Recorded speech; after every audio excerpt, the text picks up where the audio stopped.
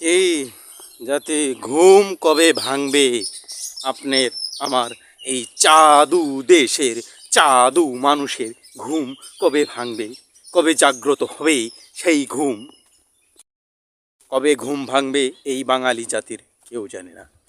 আচ্ছা, পরে কথা বলছি।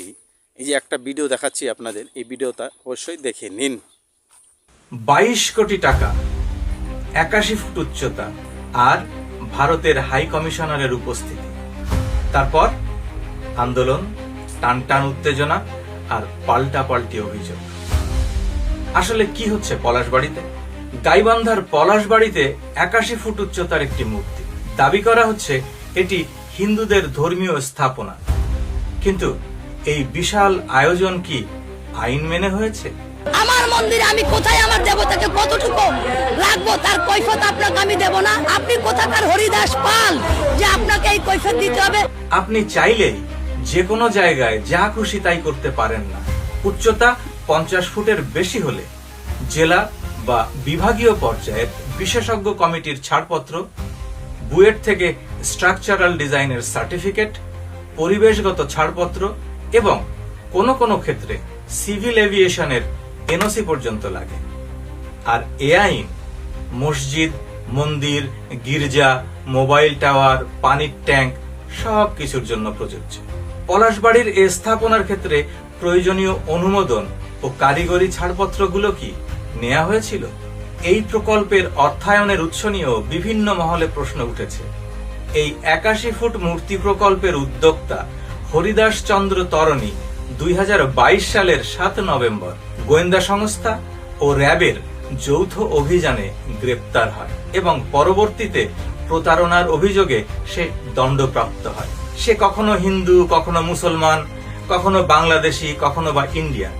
যখন একটি প্রকল্পের সাথে নাগরিক ও ধর্মীয় পরিচয় নিয়ে বিতর্কিত আর প্রতারণার দায়ে দণ্ডিত ব্যক্তি জড়িত থাকে এবং সাথে রাজনৈতিক দাবি ও বৈদেশিক সম্পৃক্ততার বিষয়গুলো যুক্ত হয়, তখন সেটি কি আর ধর্মীয় পর্যায়ে সীমাবদ্ধ থাকে?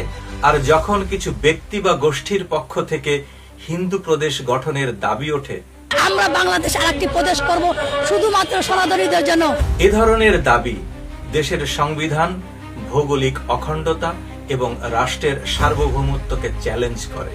সাম্প্রতিক সময়ে ঘটে যাওয়া ঘটনাগুলো যদি আমরা একের পর এক সাজাই, তাহলে অনেক কিছুই আমাদের কাছে পরিষ্কার হয়ে যায়। যেমন তারেক রহমানকে হত্যার চেষ্টা, এরপর মিডনাইট পুশব্যাক, ইন্ডিয়ান হাই কমিশনারের উস্কানিমূলক বক্তব্য প্রদান এবং তার পরপরই সনাতনী আন্দোলনের নামে আভ্যন্তরীণ বিশৃঙ্খলা সৃষ্টি।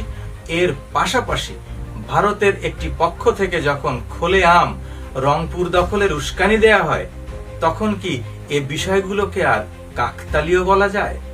আপনার কি মনে হয়? আমি শরীফ, আমি আপনার হয়ে প্রশ্ন করি, ভয় পাই না। তো ভিডিওতে তো দেখতে পেলেন কি বলল আমাদের AKM শরীফুল ইসলাম ভাই, যে কথাগুলো বলেছে খুবই গুরুত্বপূর্ণ এবং কি কার্যকরী কথা।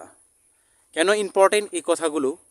দেখেন, বাংলাদেশ নিয়ে গভীর ষড়যন্ত্র চলছে বিদেশিদের, হয়তো আমি টের পাচ্ছি না।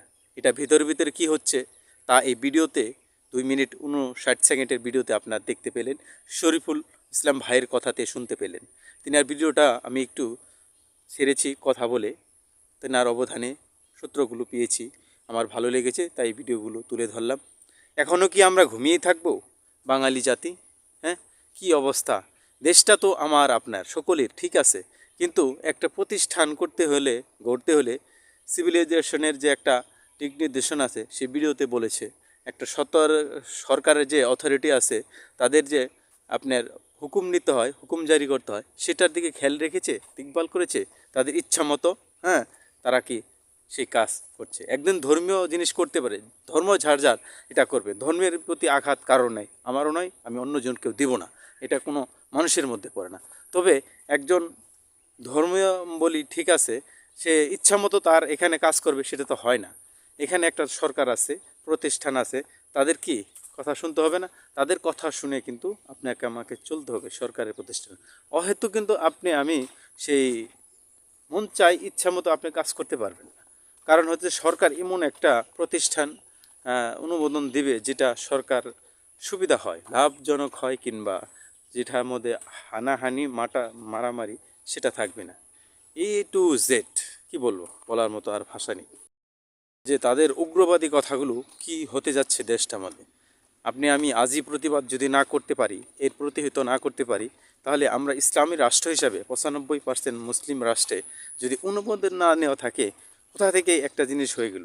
আর যে পরামর্শগুলো দেখলেন, যে ভিডিওগুলোর মধ্যে শরীফুল ইসলাম ভাই তুলে ধরেছে, অপরাধী, চিহ্নিত অপরাধী একজন, একসময় মুসলমান, একসময় হিন্দু, বিভিন্ন ছদ্মবেশী লোক, সে এই কাজগুলো করে যাচ্ছে প্রতিনিয়ত। এর প্রতিবাদ কি হবে না? এর সুষ্ঠু বিচার চাই, এবং কি সকল বাংলাদেশের জনগণকে এটার প্রতি কী করতে হবে? প্রতিবাদ করতে হবে এবং ধিক্কার জানাতে হবে ওই সকল লোকদের যারা এই সকল প্রতিনিয়ত প্রভাকাণ্ড চালাচ্ছে, মানুষকে বিভ্রান্ত করছে, বিভিন্ন ধরনের খারাপ কাজের দিকে লুক করছে, সে থেকে বেরিয়ে আসতে হবে। আসুন বাংলাদেশকে সুন্দরভাবে গড়ে তোলার জন্য, ইসলাম আমার ধর্ম, ইসলাম আমরা মানি, এবং কি ইসলামী রাষ্ট্রে যে একটা অন্য ধর্ম বলি সরকারের অনুমোদন নিবে না, অনুমতি নিবে না, সেটা হতে পারে না, কখনোই না। এটা অনুমোদন নিয়ে যে কোনো একটা প্রতিষ্ঠান, যে কোনো একটা কিছু করতে হবে, তার আগে নয়। আমরা এটা প্রতিবাদ জানাই, সকলে এগিয়ে আসুন, প্রতিবাদ করুন এক হাতে। আসুন বাংলাদেশকে আমরা সুন্দরভাবে গড়ে তুলি। ভালো থাকবেন, ভালো লাগলে শেয়ার করবেন।